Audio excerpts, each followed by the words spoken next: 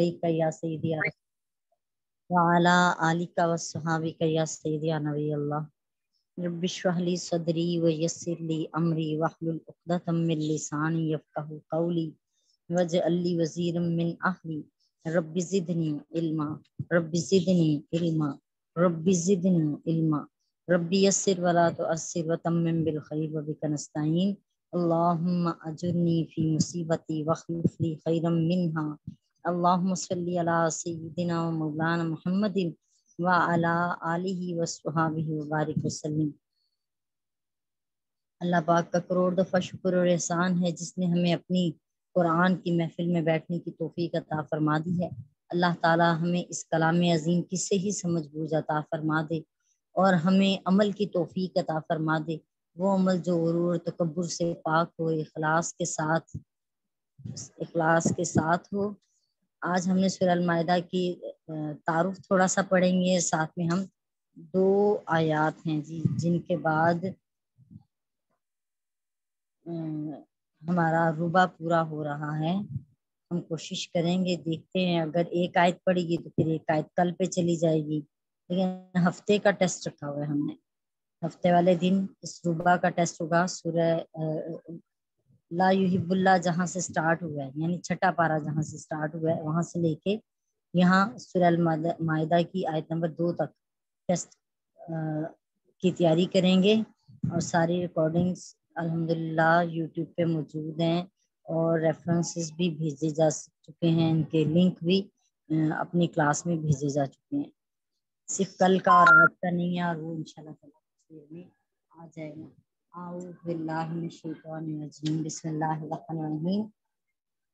सूरह अल माइदा कुरान मजीद की तरतीब मुसहफ के एतबार से 5वीं सूरत है, यानी कुरान मजीद के एतबार से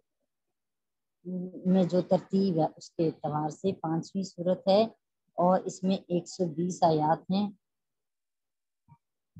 और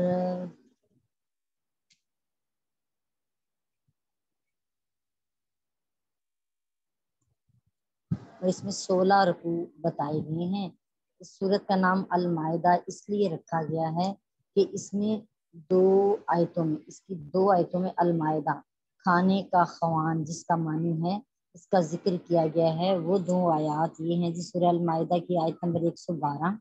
और सूरह अल माइदा की आयत नंबर 114। इन दोनों में माइदा का लफ्ज इस्तेमाल हुआ है, जिसकी वजह से सूरह का नाम सूरह अल माइदा रखा गया है।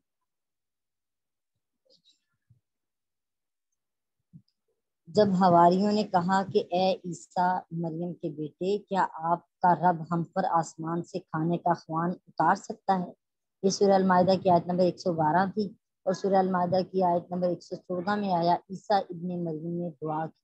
ए अल्लाह हमारे रब हम पर आसमान से खाने का ख्वान नाजिल फरमा ताकि इसके नज़ूल का दिन हमारे अगलों के लिए यानी बाद में आने वालों के लिए, हमारे पहले लोगों के लिए जो गुजर चुके हैं और पिछलों के लिए यानी जो बाद में आने वाले हैं उनके लिए ईद का दिन हो जाए और तेरी तरफ से ये निशानी हो जाए। डॉक्टर वाहबा ज़हीली ने लिखा है कि इस सूरत का नाम सूरह अकूद भी है और सूरतुल मुनतज़ा भी इसको कहते हैं। नबी करीम अलैहिस्सलाम ने फरमाया सूरह अल माइदा अल्लाह ताला की मलकूत में मुनतज़ा कहलाती है क्योंकि ये सूरत अपने पढ़ने वालों को अजाब के फरिश्तों के हाथों से नजात अता फरमाती है। इसका ज़माना नज़ूल सुन लीजिए। सूरह अल माइदा मदनी है, हिजरत के बाद नाजिल हुई थी, अगरचे इसके बाज़ आयतें हुदैबिया से लौटते वक्त मक्का में नाजिल हुई। इस सूरत की इब्तिदा में उम्रा और हज के आदाब और अहकामात बयान किए गए हैं और सने 6 हिजरी में नबी करीम अलैहिस्सलाम 1400 मुसलमानों के साथ उम्रा करने के लिए मदीना मुनव्वरा से रवाना हुए। मक्का मुकरमा से एक मंजिल के फासले पर एक कुआं है जिसे हुदैबिया कहते हैं। वो गांव भी इसी नाम से मशहूर हो गया। इस मुकाम पर कफार ने मुसलमानों को उम्रा अदा करने से रोक दिया और वापस भेज दिया और फिर शराइत साथ में उन्होंने लगाए जिसे शराइत हुदैबिया भी कहते हैं। सूरह अल माइदा के मज़ामीन में مضامین کا خلاصہ کچھ یوں ہے، اس میں اللہ تعالیٰ سے کیے ہوئے ہر عہد کو پورا کرنے کا حکم ہے، حرمت والے مہینوں تمام اللہ کی نشانیوں کی تعظیم کرنے کا حکم آیا ہے، حالت احرام میں شکار کرنے کی ممانعت ہے، جن چیزوں کا کھانا حرام ہے ان کا بیان ہے، اور شکاری جانوروں کی تربیت اور آداب کا ضابطہ اس میں بیان کیا گیا ہے، اہل کتاب کے کھانوں اور ان کی عورتوں سے نکاح کے احکامات بھی اس میں درج ہیں، وضو کی فرضیت اس میں آئی ہے، تیمم کا حکم بھی آیا ہے، اور حابیل اور قابیل کا واقعہ بھی اس میں بیان کیا گیا ہے، اور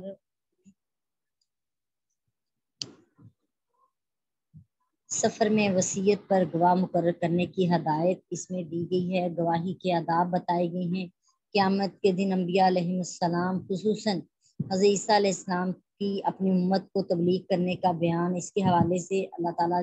قیامت میں کیسے سوال کرے گا، پوچھے گا ان سے، اور حضرت عیسیٰ علیہ السلام کا اللہ کی بارگاہ میں دعا کرنا خوان کے لیے یعنی دسترخوان کے لیے، تو ان سب چیزوں کا اس میں بیان ہے۔ اللہ تعالیٰ ہمیں اس کی صحیح سمجھ بوجھ عطا فرمائے۔ سورہ المائدہ سٹارٹ کرتے ہیں۔ اعوذ باللہ من الشیطان الرجیم، بسم اللہ الرحمن الرحیم۔ میں اللہ تعالیٰ کی پناہ مانگتی ہوں شیطان مردود سے بچ کر، اور اللہ تعالیٰ کے نام سے شروع کرتی ہوں جو بہت ہی مہربان اور ہمیشہ ہمیشہ رحم فرمانے والا ہے۔ یا ایھا الذین آمنوا اوفوا بالعقود اوفوا بالعقود احلت لکم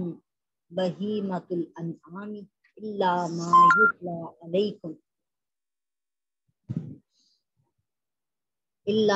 یتلی علیکم غیر محل الصید وانتم حرم ان اللہ یحکم ما یرید۔ اے ایمان والو، یا ایھا الذین آمنو، اے ایمان والو، اوفو پورا کرو، بالعقود وعدوں کو، احلت لکم بہیمۃ اور حلال کیے گئے ہیں تمہارے لیے بے زبان مویشی، الا ما یتلی علیکم سوائے ان جانوروں کے جن کا حکم تم پر تلاوت کیا جا چکا ہے، غیر محل للصید اور حلال نہیں ہے شکار، تم حرم اس حال میں کہ تم احرام میں ہو، احرام کی حالت میں ہو تو تم پر شکار، خشکی کا شکار حلال نہیں ہے۔ ان اللہ یحکم ما یرید، بے شک اللہ تعالیٰ تمہیں جو چاہتا ہے اس کا حکم دیتا ہے۔ محاورتاً پڑھ لیتے ہیں ایک مرتبہ۔ اے ایمان والو، اپنے عہد پورے کرو، تمہارے لیے چپائے جانور یعنی مویشی حلال کر دیے گئے ہیں سوائے ان جانوروں کے جن کا بیان تم پر آئندہ کیا جائے گا، لیکن جب تم احرام کی حالت میں ہو شکار کو حلال نہ سمجھو، بے شک اللہ جو چاہتا ہے حکم فرماتا ہے۔ اللہ پاک کا ارشاد ہے، اے ایمان والو اپنے وعدوں کو پورا کرو۔ تو عقد کی جمع ہے، عقد کا معنی ہے کسی چیز کو پختگی اور مضبوطی کے ساتھ دوسری چیز کے ساتھ ملا دینا،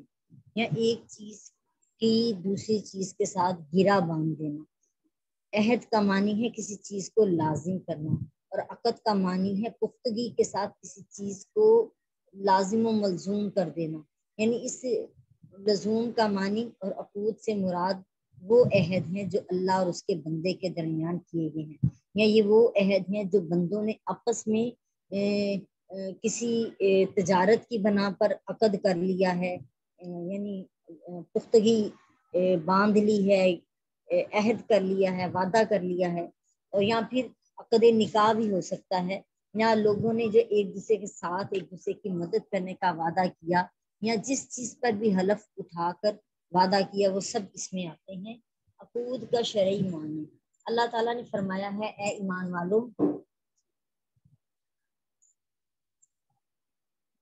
اللہ تعالیٰ نے فرمایا ہے، اے ایمان والو اپنے وعدوں کو پورا کرو۔ اللہ تعالیٰ کی ذات، صفات، اس کے احکام، اس کے افعال کو ماننے اور قبول کرنے کا نام ہی ایمان ہے، اور اس کا تقاضا یہ ہے کہ ایمان والے اس کے تمام احکام پر عمل کریں، جن کاموں سے اللہ تعالیٰ نے منع کیا ہے اس سے باز رہیں۔ لہٰذا جو شخص ایمان لاتا ہے، اس کا ایمان اس سے وعدہ، اس سے عقد اور عہد کا کی ضمانت مانگتا ہے، کہ وہ اللہ کے تمام احکام کو بجا لائے، تو اس آیت کا معنی یہ ہے کہ ایمان والو، تم نے اللہ پر ایمان لا کر جس وعدے کا عہد کیا ہے اس کو پورا کرو۔ یعنی کیونکہ ہم ایمان والے ہیں، ہم کہتے ہیں جی کیوں ہم پردے کا اہتمام کیوں کریں، ہم نماز کا اہتمام کیوں کریں، ہم پر زکوٰۃ کیوں لازم کی گئی ہے، صدقہ خیرات کیوں لازم کیا گیا ہے۔ یہ سارا کچھ اس لیے ہے تاکہ یہ سارا کچھ اس لیے ہے کیونکہ ہمیں اللہ سے ایک وعدہ کیا کہ لا الہ الا اللہ محمد رسول اللہ صلی اللہ تعالی علیہ وآلہ وسلم، کہ ہم اللہ کے سوا کسی کی عبادت نہیں کریں گے، اپنے مالک کا حکم مانیں گے، اللہ تعالیٰ کے احکامات کے مطابق چلیں گے اور نبی کریم علیہ السلام کی سنتوں کو اختیار کریں گے، ان کو اللہ کا سچا نبی مانیں گے۔ اس آیت میں عقود سے کیا مراد ہے، اس کی کئی تفسیریں کی گئی ہیں۔ حضرت ابن عباس رضی اللہ تعالیٰ عنہ نے فرمایا کہ اللہ تعالیٰ نے اپنے بندوں سے وہ وعدہ لیا ہے کہ وہ اس پر ایمان لائیں، اس کی اطاعت کریں، جس چیزوں کو اللہ نے حلال کیا ہے اس کو حلال جانیں اور جس کو اس نے حرام کیا ہے اس کو حرام قرار دے دیں۔ بچے کو کہیں ذرا ڈائری ان کو کون دیکھنے آیا، پہلے بتاؤ کون لینے آیا کے بھائی کو اس کی ڈائری دکھاؤ، اس کو نہ اس نے منزل سے اسنا ہے نہ سبق سے اسنا ہے۔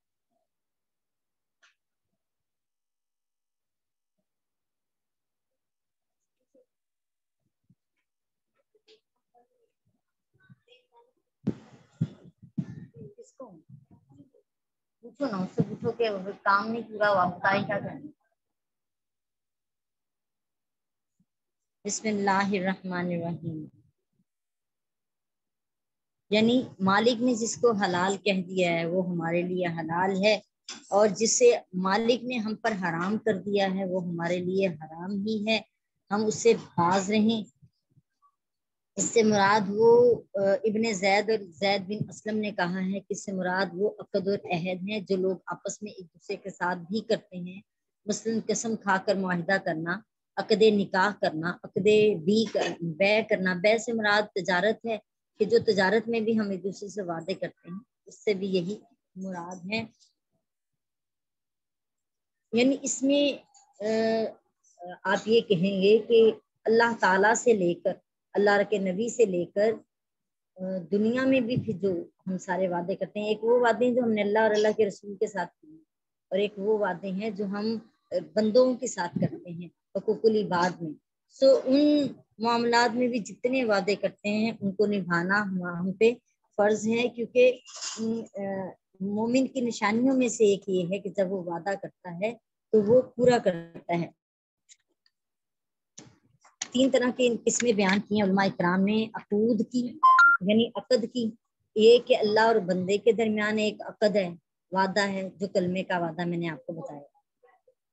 بندہ اور اس کے نفس کے درمیان ایک عقد ہے، بندے اور اس کے نفس کے درمیان ایک عقد ہے، اور کہ اپنے نفس کو اللہ تعالیٰ کے احکامات کے جو ہے نا مطابق چلائے، اور ایک انسان کا اور دوسرے انسان کے ساتھ عقد ہے کہ ہم ایک دوسرے کے ساتھ معاملات کرتے ہوئے کیا کیا وعدہ کرتے ہیں، کیا کیا ایک دوسرے سے کہتے ہیں۔ سو ہمارے کندھوں پہ ہوتا ہے جب ہم ایک دوسرے کو کوئی پیغام دے دیتے ہیں یا کوئی جو ہے نا وعدہ لے لیتے ہیں، وعدہ دے دیتے ہیں، اس پہ ہم اس کے پابند بنا دیے جاتے ہیں۔ جو عقد اللہ اور اس کے بندے کے درمیان ہے اس کا موجب عقل ہے، یا شرع ہے۔ عقل سے مراد انسان کی عقل میں اللہ تعالیٰ نے ایسا نور رکھا ہے جس سے انسان اپنے خالق کی معرفت حاصل کر لیتا ہے، اور عقل سے مراد یہ ہے کہ انسان مخلوق میں غور و فکر کرے تو ہر چیز کا ایک نظم و ضبط کے ساتھ کام کرنا، نظام کائنات میں کسی فرق اور رکھنے کا واقعہ نہ ہونا، زبان حال سے یہ کہنا کہ اس کا کوئی خالق ہے اور وہ خالق وحدہ لا شریک ہے، یا اس عقد کا موجب شرع ہے، اور شرع سے مراد کتاب اور سنت ہے۔ سو کتاب یعنی قرآن مجید اور سنت یعنی اللہ تعالیٰ کے نبی پیارے آقا علیہ السلام کے احکامات ہیں، یعنی کتاب میں اللہ کے احکامات ہیں اور سنت میں نبی کریم علیہ السلام نے جو احکامات بیان کیے ہیں وہ سب بندہ ایمان لانے کے بعد ان سب پر عمل کرنے کا اللہ سے سچا وعدہ کر لیتا ہے جو عقد بندے اور اس کے نفس کے درمیان ہے۔ اس سے مراد ہے کہ بندے کا نظر مان لینا، کہ اگر وہ کسی عبادت کی اور کار خیر کی نظر مانتا ہے، کیونکہ ہم نے پہلے بھی بیان کیا تھا نظر فقط اللہ کی رضا کے لیے ہوتی ہے اور اللہ ہی سے نظر مانی جاتی ہے، سو اس کا پورا کرنا واجب ہے۔ اگر وہ کسی مباح کام کو چھوڑنے کی قسم کھاتا ہے، اگر وہ کسی عبادت کی اور کار خیر کی نظر مان لیتا ہے تو اس کو پورا کرنا اس پر واجب ہے، اور اگر وہ کسی مباح کام کو چھوڑنے کی قسم کھاتا ہے، مثلا یہ کہ وہ اونٹ کا گوشت یا شہد نہیں کھائے گا، تو اس قسم کو پورا کرنا پھر مستحب ہے، اس کو توڑ کر اس کا کفارہ ادا کرنا بھی جائز ہے۔ اگر وہ کسی نافرمانی کی یا کسی عبادت کو چھوڑنے کی قسم کھاتا ہے تو اس قسم کو پورا کرنا حرام ہے، یعنی کیونکہ اس نے قسم کھائی تھی کہ میں کبھی بھی لوگوں کے درمیان صلح نہیں کرواؤں گا، اس نے قسم کھا لی کہ میں کبھی بھی نماز نہیں پڑھوں گا، تو اس طرح یا میں روزہ نہیں رکھوں گا، تو اس طرح کی قسم کھانا ممنوع ہے، منع کیا گیا ہے، اور اگر کسی نے ایسی قسم کھائی ہو تو ایسی قسم کو پورا کرنا حرام ہے، اور سو اس کا توڑنا واجب ہے۔ جو وعدہ انسان ایک دوسرے کے ساتھ کرتا ہے، جیسے عقد تجارت ہے، عقد نکاح ہے، اس کا حکم جو ہے کہ جس چیز پہ بھی وہ عقد کیا گیا ہے اگر وہ واجب ہے تو عقد بھی واجب ہوگا۔ مثلا غلبہ شہوت کے وقت نکاح واجب ہے تو یہ عقد بھی واجب ہے، اگر وہ سنت ہے تو پھر عقد بھی سنت ہے، جیسے عام حالات میں عقد نکاح اگر وہ جائز ہے تو عقد نکاح بھی جائز ہے۔ اسی طرح اگر عقد مکروہ ہے تو پھر وہ جس طرح کا ہی چیز ہے اسی کے مطابق جو ہے نا وہ لاگو ہوگا۔ اگر کوئی قسم اس طرح کی اٹھا دی، عقد اس طرح کا ہے کہ وہ حرام ہے تو پھر اس کا پورا کرنا بھی حرام ہی آئے گا، جیسے شراب کی اور خنزیر کی تجارت کرنا۔ اسی طرح اللہ تعالیٰ آگے ارشاد فرماتے ہیں تمہارے لیے ہر قسم کے 4 پاؤں والے جانوروں کو حلال کیا ہے، اس سے مراد بہیمۃ الانعام ہے، اس بہیمہ اس جانور کو کہتے ہیں جو بے عقل ہو، اور یہ سمندر اور خشکی کے 4 پاؤں والے جانوروں کے ساتھ خاص ہے،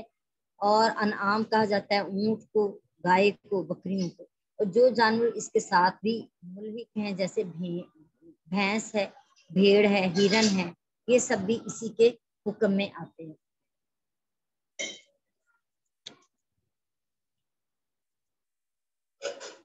اچھا جی، مجوسی اور ہندو کے بعض فرقے کہتے ہیں کہ جی جانوروں کو ذبح کرنا جائز نہیں ہے کیونکہ یہ جانور بے زبان ہے اور اپنے خلاف مدافعت نہیں کر سکتے، اور ان کو پکڑ کر زبردستی ظلم کرنا ظلم ہے اور کسی پر ظلم کرنا جائز نہیں۔ بعض مسلمانوں نے اس کے جواب میں کہا کہ ذبح کے وقت ان کو تکلیف نہیں ہوتی اور اللہ ان سے ان کو اس تکلیف کو اٹھا لیتا ہے، لیکن اس کے جواب میں مکابرین یہ کہتے ہیں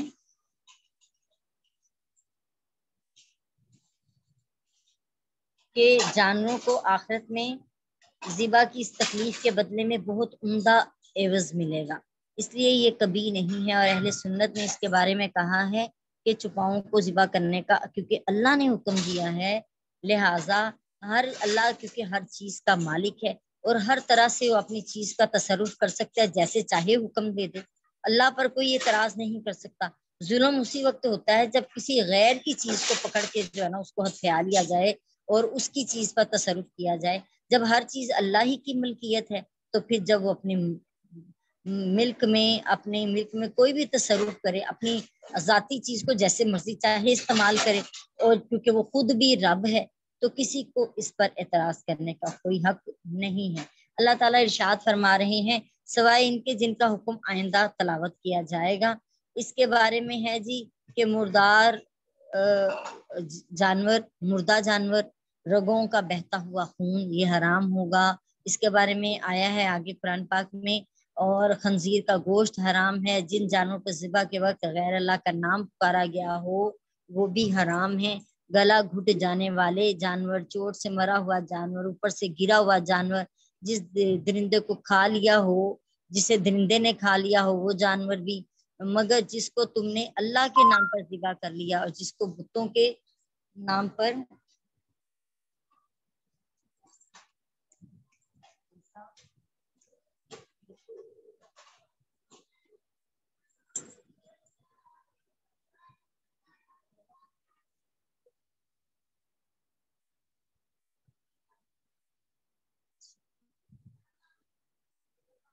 جس کو بتوں کے لیے نصب شدہ پتھروں پر ذبح کیا گیا، یعنی اپنے بتوں کے لیے مخصوص کر کے جس جانور کو ذبح کیا گیا وہ جانور سب حرام ہیں۔ اللہ تعالیٰ نے ارشاد فرمایا لیکن تم حالت احرام میں شکار کو حلال نہ سمجھنا، بے شک اللہ جو چاہتا ہے حکم دیتا ہے۔ اس سے پہلی آیت میں اللہ تعالیٰ نے چپاؤں کو حلال فرمایا تھا، اب یہ فرمایا کہ جو چپائے شکار ہوں یعنی وہ حالت احرام میں حلال نہیں ہے، جب احرام کھول دیا جائے تو حلال ہیں۔ احرام کی حالت میں آپ کوئی بھی خشکی کا جانور نہیں مار سکتے۔ اس آیت سے بظاہر یہ معلوم ہوتا ہے کہ احرام باندھنے کے لیے ہر قسم کا شکار کرنا جائز نہیں، لیکن ایک اور آیت سے معلوم ہوتا ہے کہ احرام والے بندے پر صرف خشکی کا شکار کرنا ممنوع ہے۔ جس نے احرام باندھ لیا ہو اس کو محرم کہتے ہیں، اور سمندری شکار کا کرنا جائز ہے۔ سورہ المائدہ کی آیت نمبر 96 میں آیا تمہارے لیے سمندر کا شکار اور اس کا طعام، اس کی پھینکی ہوئی مچھلیاں یعنی کہ حلال کر دی گئی ہیں تمہارے لیے بھی اور تمہارے مسافروں کے لیے بھی، اس حالت میں کہ تم محرم ہو یعنی احرام کی حالت میں ہو، تم پر خشکی کا شکار کرنا حرام ہے۔ اگر کوئی شخص یہ کہے کہ اس کی کیا وجہ ہے کہ اللہ تعالیٰ نے محرم پر یعنی احرام باندھنے والے پر خشکی کا شکار کرنا حرام کیا ہے اور سمندر کا شکار حلال کر دیا ہے، اس کا جواب یہ ہے کہ اللہ تعالیٰ تمام چیزوں کا مالک اور خالق ہے، اور کسی عام حکم میں کسی چیز کو استثنا کرنے یا کسی چیز کو تخصیص کرنے کی وجہ سے اس پر کوئی اعتراض نہیں ہے، کیونکہ وہ اللہ ہے، وہ مالک ہے، وہ جو چاہتا ہے اور اس کے ہر کام میں کوئی نہ کوئی ہمارے لیے حکمت اور بہتری ہی موجود ہے۔ اس لیے اللہ تعالیٰ نے فرمایا بے شک اللہ جو چاہتا ہے وہ کرتا ہے اور جو چاہتا ہے اس کا حکم دیتا ہے۔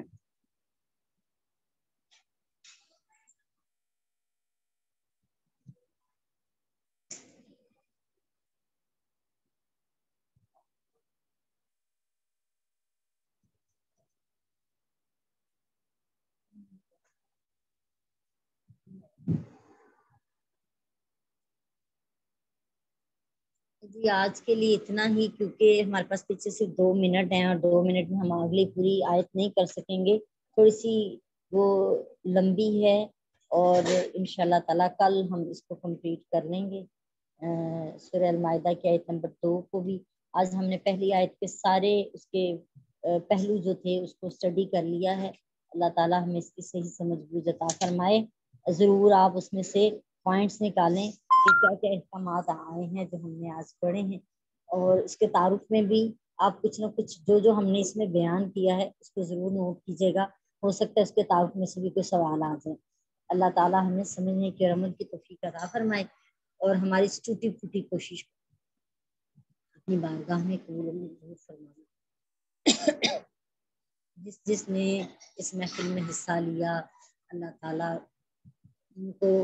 ان کے معاملات آسان فرما دے، اور یہ لمحات ان کے اور میرے دنیا اور آخرت میں ہمارے لیے کامیابی اور نجات کا باعث بن جائے۔ السلام علیکم ورحمۃ اللہ وبرکاتہ۔